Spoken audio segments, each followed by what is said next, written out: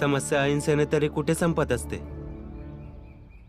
बघा, महाराजने परत नवीन नाटक सुरू केलं आहे। महाराजलाच मारून टाकलं असतं तर त्याने चालवलेले सारे नाटक संपले असते।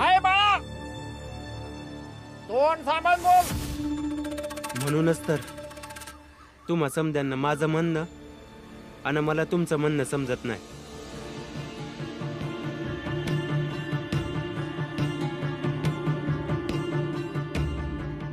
पण का बोलवलं त्या महाराजाने? अरे सांगितलं नाही गोळ्या, नाही येणार हे दोघं बी।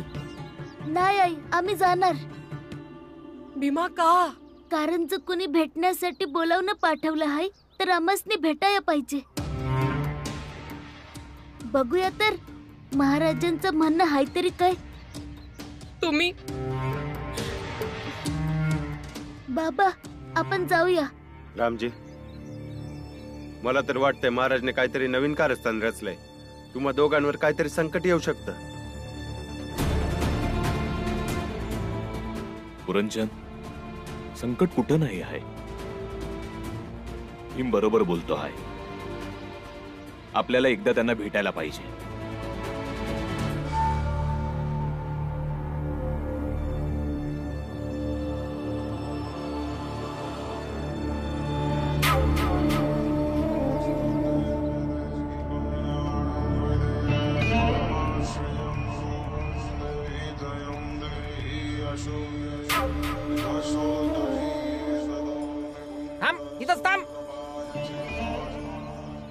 का बोलवलं आम्हासनी?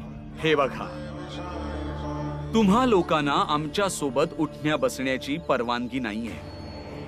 खूप निर्बंध आहे, पण आम्ही या क्षणापासून सर्व निर्बंध मागे घेऊ। परंतु फक्त तुमच्या कुटुंबासाठी।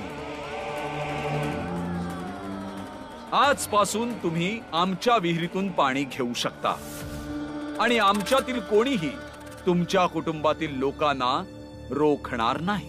पण महाराज, अचानक हे हृदय परिवर्तनाचं कारण काय? तुम्ही अस्पृश्य जातीत जन्माला आला, हे तुमचं दुर्भाग्य आहे, किंवा हेही शक्य आहे की देवाकडून कदाचित चूक झाली असेल। आणि म्हणूनच आम्ही सर्वांनी हा विचार केलाय की तुम्हाला एक विशेष दर्जा दिला जावा।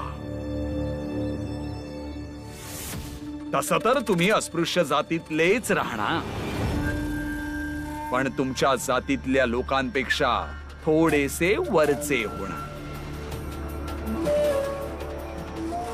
आणि आमच्यापैकी कोणीही तुमच्या आयुष्यात हस्तक्षेप करणार नाही। महाराज, तुमच्या हिरीतून पाणी घेण्याची आणि तुम्हा लोकांमध्ये उठण्या बसण्याची काहीच गरज नाही आहे माझ्या कुटुंबाला। आणि प्रश्न उरला आम्हाला विशेष दर्जा देण्याचा, तर माझी आणि माझ्या बाबांची लढाई फक्त आम्हा दोघांची नाही आहे, तर आमची लढाई आमच्या पूर्ण जातीची आहे। जे आमच्या बरोबर रात्रभर जागतात, दिवसभर उभे राहतात, संघर्ष करतात, त्यांना आम्ही दगा देऊ का? आणि महाराज, भीमराव असं नाही करू शकत।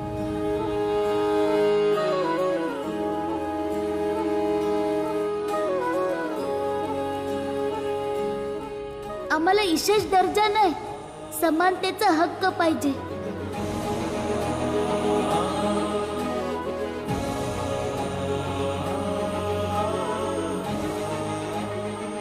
चला बाबा।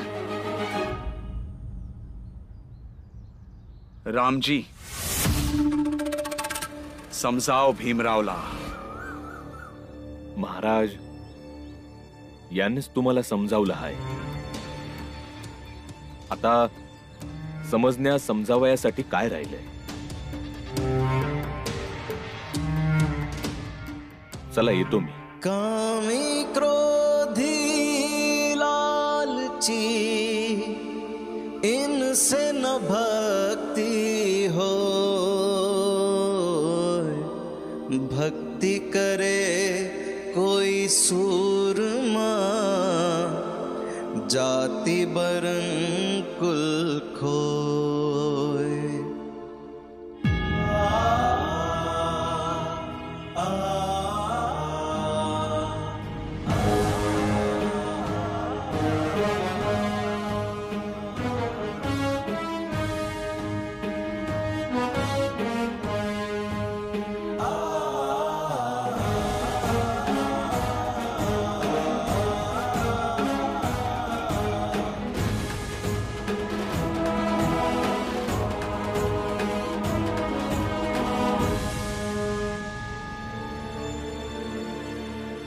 दादा.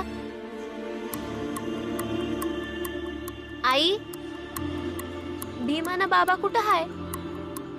ते सर्वज्ञ महाराजांना बोलवलं होतं ना त्यासनी. माहित नाही पर आता पातूर तर यायला पाहिजे होते.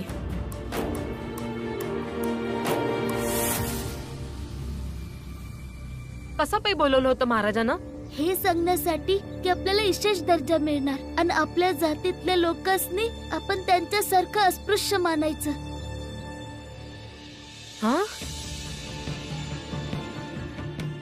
आणि यापुढे आता ते आपल्या हिरीतून पाणी घेण्यासाठी नाही थांबवणार आणि त्यांच्यात उठू बसू बी देतील.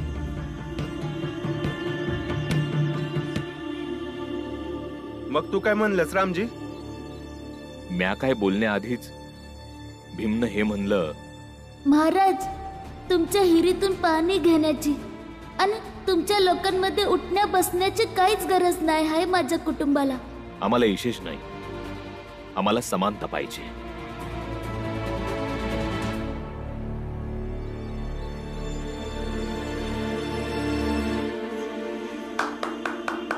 एकदम बरोबर केलं भीम. तो महाराज ना स्वतःला लई शिकलेला समजतो. नाही आनंद, लिहिणं वाचणं माणसाला समजूतदार बनवतं, पर जे शिक्षण माणसाला ढोंगी, लोभी, कटकारस्थानी बनवतं ते शिक्षण बेकार आहे.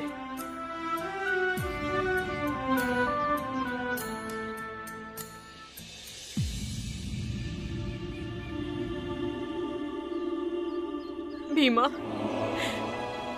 मी तुला नेहमी टोकत असते ना, पण आज तुझ्या याच संघर्षामुळं त्यांनी तुला तिथं बोलवलं आणि म्हटलं की इशेष बंद म्हणून. पर मला विश्वास आहे की एक दिवस असा येईल की तुझ्या याच संघर्षामुळं ते लोक इथं येतील आणि म्हणतील की आपण समदे एक आहोत. कोणी स्पृश्य नाही, कोणी अस्पृश्य नाही.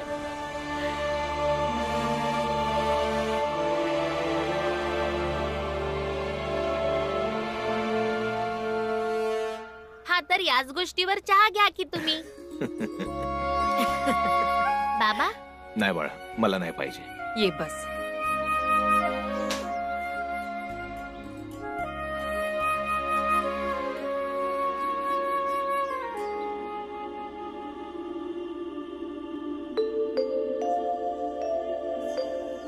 तुम्ही समधी चहा पिऊन घ्या, मी बाहेरच चहा पिऊन घेते. कापड बी धुवायची आहे.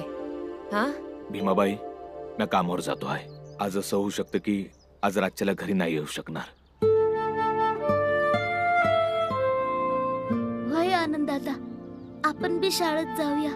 आपली बी परीक्षा लवकरच होणार आहे.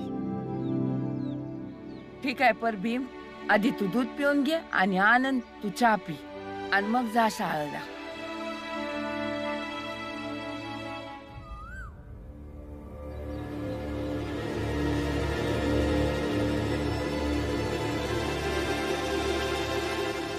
पुरंजन काका, आपण महाराजांकडे एक प्रस्ताव घेऊन जाऊ. त्यांना म्हणू तुम्ही इथंच येऊन राहा.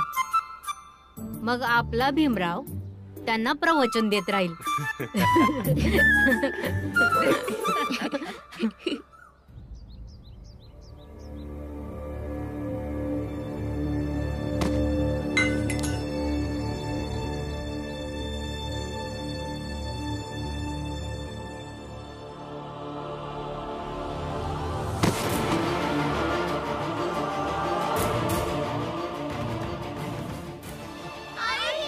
भीमाबाई, भीमाबाई, काय झालं?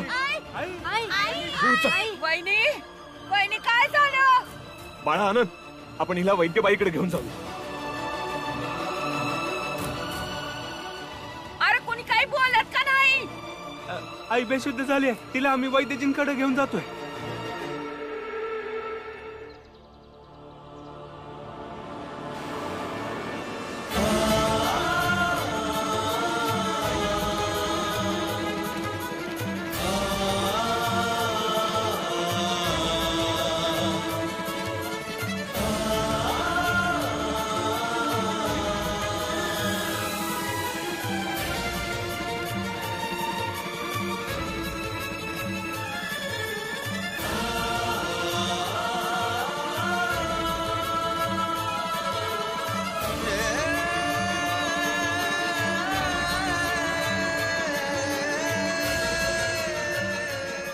वैद्यबाई वैद्यबाई वैद्यबाई लवकर या.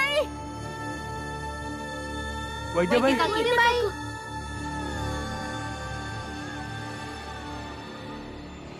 आई आई आई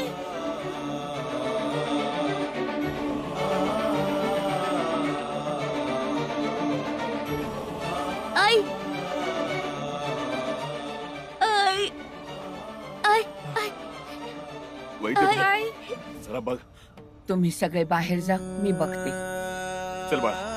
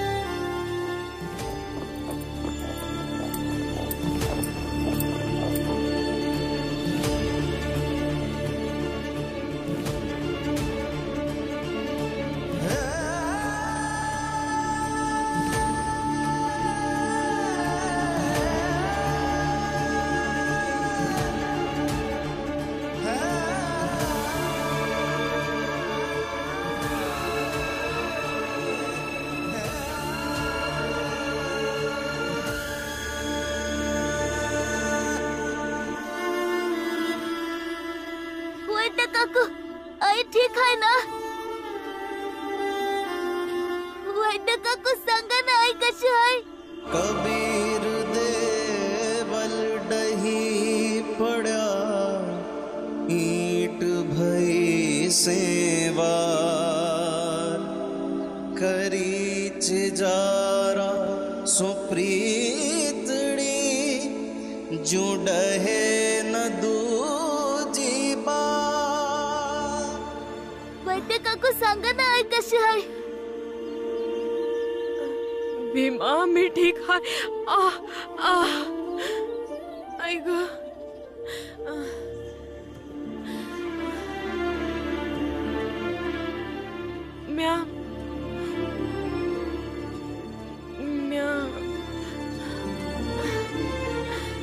म्या इथं कशी पोचली? तुझी तब्येत खूपच बिघडली होती. तू बेशुद्ध झाली होतीस, म्हणून तुला सगळ्यांनी इथे आणलं.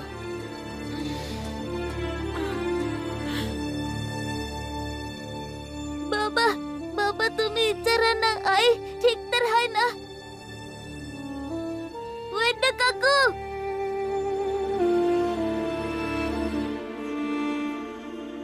हे माझं डोसकं नेहमीच दुखत राहतं. हे ना लेकरं बी असे आहे ना, जरासं काही बी झालं ना घाबरायला लागतात. आई ग, कुठे आहे समधी, कुठं आहे? बाहेर सगळे वाट बघतायत. कापड आहे का डोसक्याला हो, बांधूया? मी आणते लगेच. हा.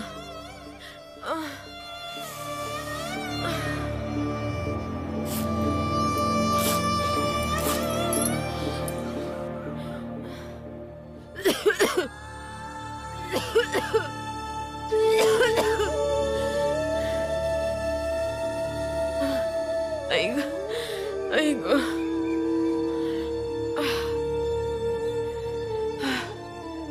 भीमाबाई, मला तुला काहीतरी सांगायचंय. सांगा ना.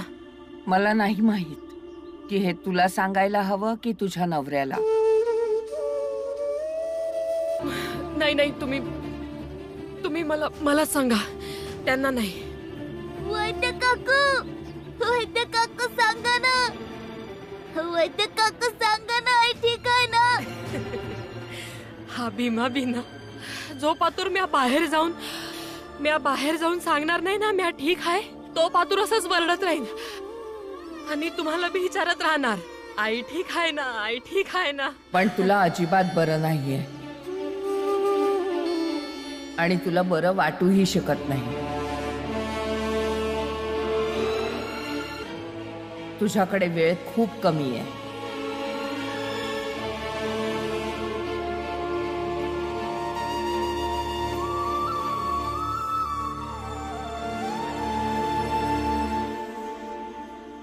महाराज, आमच्याकडनं लई मोठी चूक झाली आहे. या दिवशी भीमरावला पकडून जर दरीत फेकून दिलं असतं ना, तर समजा इशेष संपला असता. धर्माचं रक्षण करताना झालेली चूक पाप आहे आणि प्रत्येक पापाचा परिणाम निश्चित आहे. म्हणूनच पराभवाचं दुःख करत बसण्यापेक्षा हे गरजेचं आहे की आता ठरवलं पाहिजे की याच्या पुढे यशस्वी होण्यासाठी काय करायला पाहिजे. यशस्वी व्हायच्या प्रत्येक योजनेवर सखोल विचार झाला पाहिजे. बाबा बाबा वैद्य काकू एवढा येळ का लावतायत? आई ठीक तर आहे ना? वय वय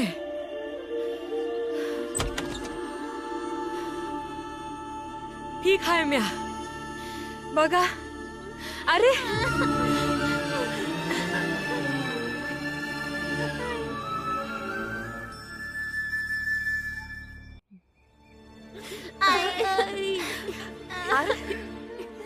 अरे काय झालंय? मला काय बी नाही. वैद्यबाई, माझ्या बायकोला काय झालं होतं? आव तेच नेहमीच डोसकं दुखी. पण आई बेसूत कशी झाली? नेहमी तर असं नाही होत ना. हा तर नेहमीपेक्षा जरा जास्त बिमार आहे, बस एवढंच आहे. हे बघा, मी सांगितलं होतं ना तुम्हासनी, हा आहे माझा परिवार. जरासं काही होत नाही तर समद्यांना काळजी लागते माझी. वैद्य काकू, तुम्ही आईला असं औषध का नाही देत ज्याने तिचं तरच नेहमीसाठी बरं होऊन जाईल आणि पुढे ती आजारी बी नाही पडणार? मनुष्य असल्यावर आयुष्यात दुःख तर असणारच. घरी जे औषध आहे ते आईला द्या, आईला बरं वाटेल. हा चला चला. आई, तू ना स्वतःची काळजी घेत जा. असं सारखं सारखं माझ्या आईला वैद्यबाईंकडे आणणं ठीक नाही वाटत. हा ठीक आहे, चला. आता सांगितलंय ना वैद्यबाईंनी. चला, बरी हाय म्या, काळजी नका करू. चला.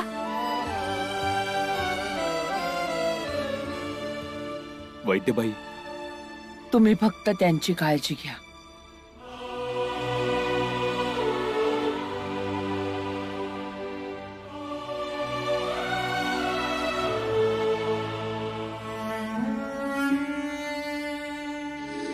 जो उगया सो अंत पे फूल्या सो कुमला. तू बरी नाहीयेस आणि तुला बरं वाटूही शकत नाही. तुझ्याकडे वेळ खूप कमी आहे. जो